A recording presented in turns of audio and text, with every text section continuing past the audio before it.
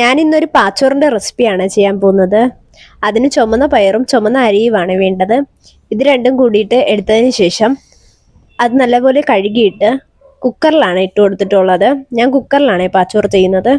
എന്നിട്ട് അതിനാവശ്യമായിട്ടുള്ള വെള്ളം ഒഴിച്ചു കൊടുത്തിട്ടുണ്ട്. അരിയും പയറും തമ്മിൽ 2:1 എന്ന റേഷ്യോയിലാണ് എടുക്കേണ്ടത്. അരി ഇത്തിരി കൂടുതലാണ് വേണ്ടത്. എന്നിട്ട് ഞാനത് അടച്ചിട്ട് 2 വിസിൽ വരുന്നവരെ വെയിറ്റ് ചെയ്തിട്ടുണ്ട്. 2 വിസിലായപ്പോഴത്തേക്കും അരിയും പയറും നല്ലപോലെ ഒന്ന് വെന്തിട്ടുണ്ടായിരുന്നേ. അതിനുശേഷം ഞാൻ അതിലേക്ക് കുറച്ച് ഉപ്പാണ് ഇട്ട് കൊടുത്തിട്ടുള്ളത്. ആവശ്യത്തിനുള്ള ഉപ്പ് ഇട്ട് കൊടുത്തിട്ട് ഞാൻ അത് നല്ല രീതിയിൽ തന്നെ ഒന്ന് മിക്സ് ചെയ്തെടുത്തിട്ടുണ്ട്.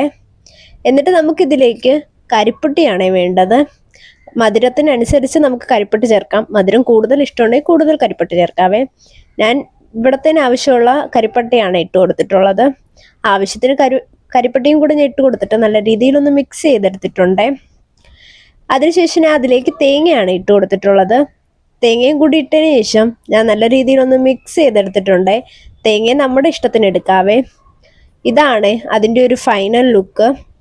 നല്ല ടേസ്റ്റാണ് കേട്ടോ. നമ്മുടെ ഇഷ്ടത്തിന് തേങ്ങയും കരിപ്പട്ടിയും ഒക്കെ ചേർക്കാം. എല്ലാവരും ഒന്ന് ട്രൈ ചെയ്യണേ.